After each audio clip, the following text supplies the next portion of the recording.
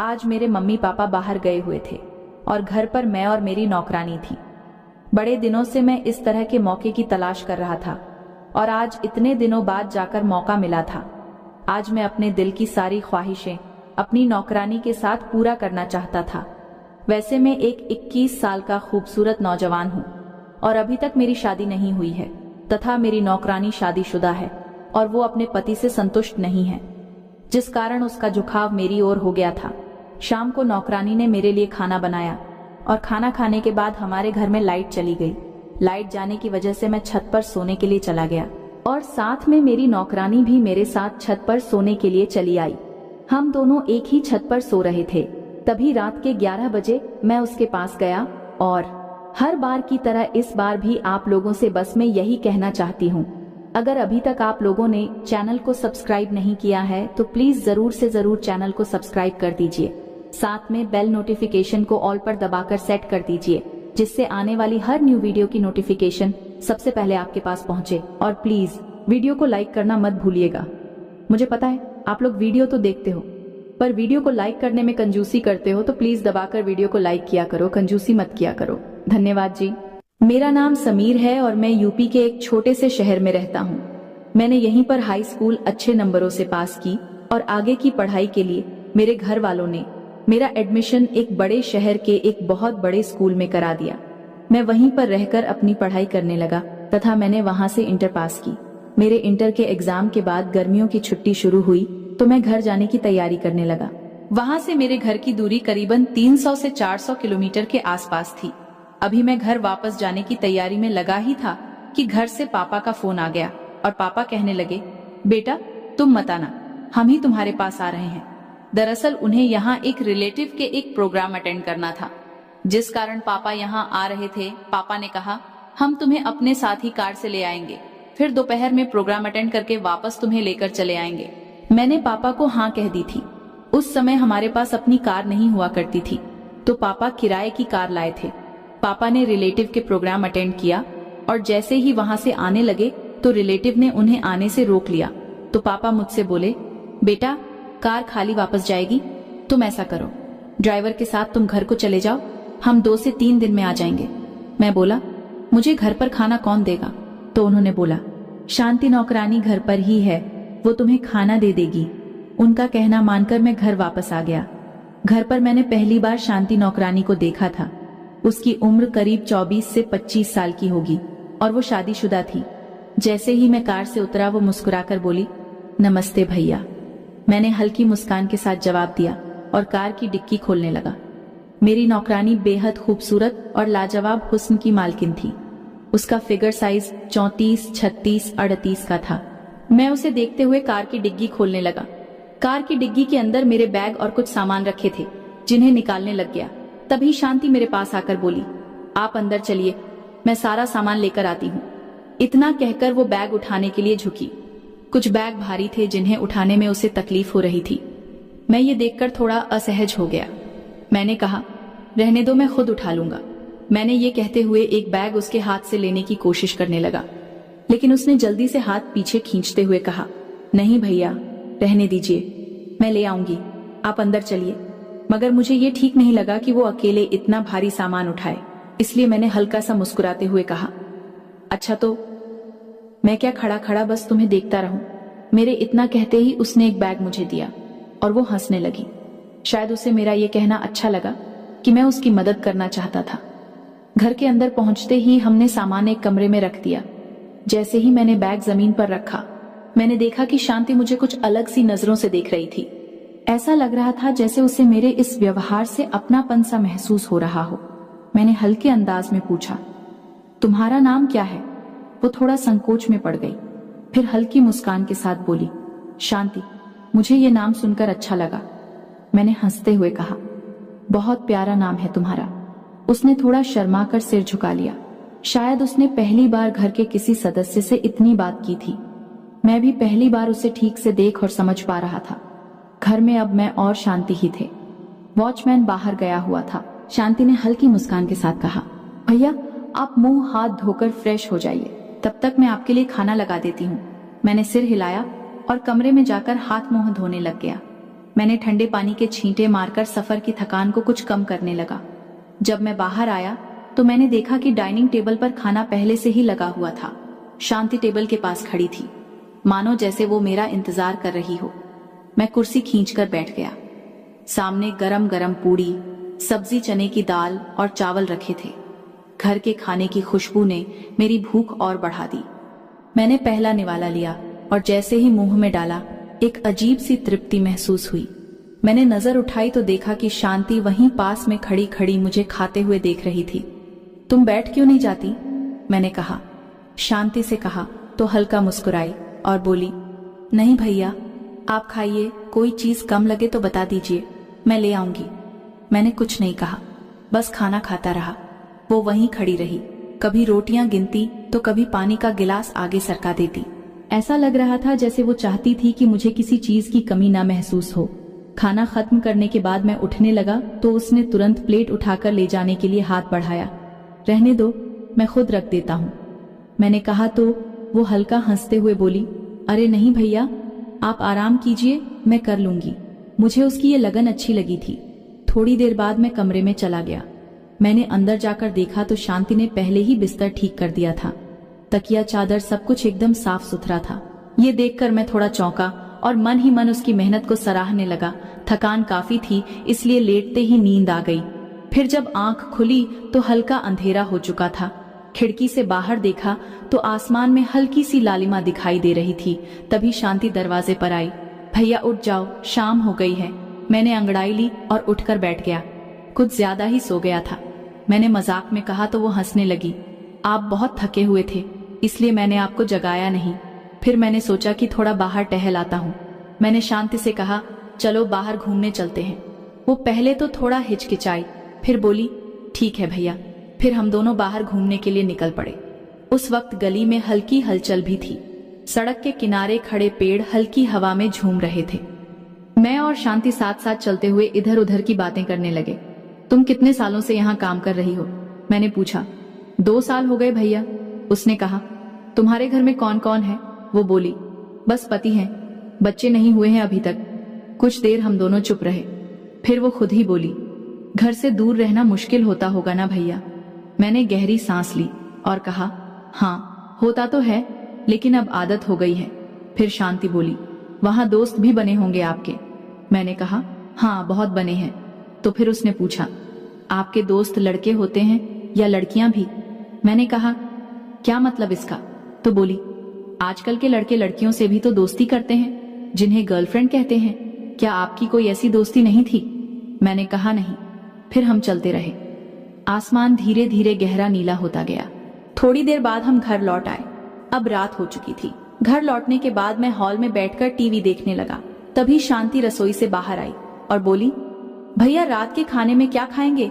मैंने उसकी तरफ देखा और हल्की मुस्कान के साथ कहा, तुम्हें जो अच्छा लगे वही बना दो, आज तुम्हारी पसंद का खाएंगे। वो कुछ पल के लिए रुकी, फिर धीरे से सिर हिलाते हुए किचन की ओर चली गई। थोड़ी देर बाद रसोई से बर्तनों की हल्की आवाजें आने लगी। मसालों की महक धीरे धीरे पूरे घर में फैल रही थी। ये वही खुशबू थी जो घर आने पर अपनापन महसूस कराती है। मैं टीवी देख रहा था। थोड़ी देर बाद शांति आई और बोली, भैया खाना लग गया है। मैं उठकर डाइनिंग टेबल पर खाने ले लिए बैठ गया। शांति वहीं मेरे पास खड़ी थी, जैसे सुबह के खाने के वक्त खड़ी थी। मैंने पहला निवाला लिया और फिर उसकी तरफ देखा। तुम भी यहीं बैठकर खा लो। वो एकदम से चौंक गई। नहीं भैया, आप खाइए, मैं तो बाद में खा लूंगी। मैंने थोड़ा सख्त लहजे में कहा, बाद में नहीं, अभी साथ में बैठो और खाओ। उसका चेहरा एकदम उतर गया। भैया, मैं कैसे आपके साथ टेबल पर खा सकती हूँ? मैं तो रोज किचन में नीचे ही बैठकर खाती हूँ। मुझे उसकी बात सुनकर अच्छा नहीं लगा। ये अजीब था कि वो मेरे लिए खाना बना सकती थी, मेरे पास खड़ी रह सकती थी, लेकिन मेरे साथ बैठकर खा नहीं सकती थी। मैंने उससे दोबारा कहा, अरे इसमें क्या दिक्कत है? साथ खाना खाने में कोई ऊंच नीच की बात थोड़ी है। तुम रोज इतनी मेहनत करती हो और फिर अकेले खाना खाती हो, आज मेरे साथ बैठकर खाओ। वो हिचकिचाई, लेकिन जब मैंने दोबारा कहा तो वो धीरे धीरे डरते हुए कुर्सी खींचकर बैठ गई। वो बहुत सहज महसूस कर रही थी, जैसे उसे यकीन ही ना हो कि उसे इस तरह सम्मान दिया जा सकता है। उसने धीरे धीरे खाना खाना शुरू किया, लेकिन बहुत जल्दी ही खा लिया। शायद वो जल्द से जल्द उठना चाहती थी। मैंने मुस्कुराकर कहा, इतनी जल्दी क्यों खा लिया तुमने खाना? उसने नजरें झुका ली और बोली, भैया कभी नहीं सोचा था कि ऐसा भी होगा। मैंने कुछ नहीं कहा, बस हल्के से मुस्कुरा दिया। मुझे लग रहा था कि आज उसके लिए ये अनुभव नया था, सिर्फ खाने का नहीं बल्कि ये महसूस करने का कि वो भी किसी के बराबर बैठ सकती है, किसी के साथ खा सकती है। रात धीरे धीरे और गहरी हो रही थी। शांति ने जल्दी जल्दी टेबल समेटा और फिर किचन में चली गई। मैं हॉल में वापस आकर बैठ गया और टीवी देखने लग गया। दिन भर की हलचल के बाद अब मैं बस आराम करना चाहता था, लेकिन तभी झटक से लाइट चली गई और पूरा घर अंधेरे में डूब गया। टीवी बंद हो चुका था और चारों ओर सन्नाटा छा गया था। गर्मी का मौसम था और पंखा बंद होते ही उमस बढ़ने लग गई। मैंने सोचा कि शायद कुछ ही मिनट में लाइट आ जाएगी, इसलिए इंतजार करने लगा। लेकिन 15 से 20 मिनट बीत गए और लाइट का नामो निशान नहीं था। नीचे कमरे में गर्मी बढ़ती जा रही थी। पसीना माथे पर चमकने लगा था। गर्मी की वजह से बेचैनी होने लगी थी। घर में इन्वर्टर भी नहीं था। अगर होता तो कम से कम एक पंखा ही चल जाता। तभी अंधेरे में एक हल्की रोशनी दिखी। शांति हाथ में मोमबत्ती लेकर मेरी ओर आ रही थी। मोमबत्ती की लौ से उसका चेहरा हल्की रोशनी में चमक रहा था। वो पास आई और बोली, भैया गर्मी का दिन है इसलिए लाइट अक्सर चली जाती है। मैंने गहरी सांस ली और कहा, तो क्या रात भर ऐसे ही रहना पड़ेगा? वो हंसकर बोली, अरे नहीं, लाइट कभी भी आ सकती है, लेकिन जब तक लाइट नहीं आती तब तक आप नीचे रहेंगे तो बहुत गर्मी लगेगी। छत पर चलिए, वहां थोड़ी थोड़ी हवा चलती रहती है, वहां सोने से आराम मिलेगा। मुझे भी उसकी बात सही लगी। यहाँ नीचे बैठकर पसीने में भीगने से अच्छा था कि कहीं खुले में चला जाए। शांति ने मोमबत्ती थोड़ी ऊंची की और आगे आगे चलने लगी। मैं उसके पीछे पीछे सीढ़ियां चढ़ने लगा। छत पर पहुंचकर हल्की ठंडी हवा चेहरे से टकराई। नीचे की गर्मी से ये कहीं ज्यादा सुकून देने वाली थी। मुझे राहत महसूस हुई। शांति ने कोने में रखी एक चारपाई को खींचकर खुली जगह पर रखा और उस पर चादर बिछाने लगी। मैंने मोमबत्ती की रोशनी में उसका चेहरा ध्यान से देखा। उसके माथे पर भी पसीना था, लेकिन वो पहले मेरे आराम की सोच रही थी। आइए भैया, यहाँ लेट जाइए, यहाँ आपको गर्मी नहीं लगेगी, उसने कहा तो मैं चारपाई पर बैठ गया। अब हवा लगातार चल रही थी। नीचे की घुटन से कहीं बेहतर लग रहा था। शांति ने चारों ओर देखा, फिर धीरे से बोली, मैं पानी लेकर आती हूँ, और सीढ़ियों से नीचे चली गई। मैं आसमान की ओर देखने लगा। तारे चमक रहे थे और रात की शांति में एक अजीब सा सुकून था। फिर थोड़ी देर बाद शांति नीचे से पानी लेकर आई। उसने मोमबत्ती पास ही रखी और गिलास मेरी तरफ बढ़ाया। मैंने गिलास थामा और एक लंबा घूंट लिया। ठंडा पानी हलक से उतरते ही थोड़ी राहत महसूस हुई। गिलास नीचे रखते हुए मैंने चारपाई की तरफ इशारा किया और पूछा, ये चारपाई यहाँ क्यों रखी है? क्या यहाँ रात को कोई सोता है? चंपा ने हल्की मुस्कान के साथ सिर हिलाया। हाँ, मैं ही यहाँ रात को सोती हूँ। मैंने थोड़ा हैरानी से पूछा, तुम? हाँ भैया, उसने समझाते हुए कहा, दिन भर के दौड़ भाग से बहुत थक जाती और अंदर सोने में दिक्कत होती है। कभी लाइट आती है, कभी चली जाती है। गर्मी में नींद नहीं आती है, इसीलिए मैं यहीं आकर आराम से सो जाती हूँ। मैंने आसमान की तरफ देखा। ऊपर हजारों तारे चमक रहे थे। हल्की हल्की हवा भी चल रही थी। सच में यहाँ की हवा नीचे की घुटन से कहीं बेहतर थी। तभी शांति ने जल्दी से कहा, लेकिन कोई बात नहीं भैया, आप आराम से सोइए, मैं नीचे कमरे में सो जाऊंगी। मुझे उसकी ये बात अच्छी नहीं लगी। मैंने सीधे उसकी तरफ देखा और कहा, ऐसा क्यों? यहाँ जगह तो है, नीचे जाकर एक और चारपाई ले आते हैं, तुम भी आराम से यहीं पर सो जाना। वो चौंक गई, जैसे उसने कभी सोचा ही ना हो कि मैं ऐसा कहूंगा। अरे नहीं भैया, मैं नीचे ही सो जाऊंगी, आप यहाँ आराम कीजिए, उसने संकोच से कहा। मैंने हंसते हुए कहा, अरे मैं तुम्हें भगाकर यहाँ अकेले कैसे सो सकता हूँ? चलो नीचे से एक चारपाई ले आते हैं, दोनों आराम से सोएंगे। शांति चुप हो गई। शायद उसे यकीन नहीं हो रहा था कि मैं उसकी परवाह कर रहा हूँ। फिर हल्के से सिर झुका लिया और धीरे से बोली, जैसा आप कहे। मैं उठा और हम दोनों मोमबत्ती की हल्की रोशनी में सीढ़ियों की ओर बढ़ने लगे, नीचे से चारपाई लेने के लिए। हम दोनों सीढ़ियों से धीरे धीरे नीचे उतरे। घर के अंदर अब भी अंधेरा पसरा था। मोमबत्ती की हल्की रोशनी में सब कुछ थोड़ा धुंधला धुंधला दिख रहा था। शांति आगे आगे चल रही थी और उसके पीछे पीछे रसोई के पास पहुंचकर उसने एक और मोमबत्ती जलाई ताकि थोड़ा और उजाला हो जाए। फिर हम स्टोर रूम की तरफ गए जहां एक पुरानी चारपाई रखी थी। मैंने चारपाई उठाने के लिए जैसे ही हाथ बढ़ाया, शांति झट से बोली, अरे भैया आप रहने दीजिए ना, मैं उठा लूंगी। मैं हल्का सा हंसा और फिर बोला, इतनी भारी चीज अकेले कैसे उठाओगी, चलो दोनों मिलकर उठाते हैं। उसने थोड़ा हिचकिचाते हुए सिर हिलाया। फिर हमने चारपाई को उठाया और धीरे धीरे छत की ओर बढ़ने लगे। रास्ते में कुछ नहीं बोले, बस मोमबत्ती की लौ हमारी परछाइयों को दीवार पर बना रही थी। छत पर पहुंचकर हमने चारपाई को पहली वाली चारपाई के पास रखा।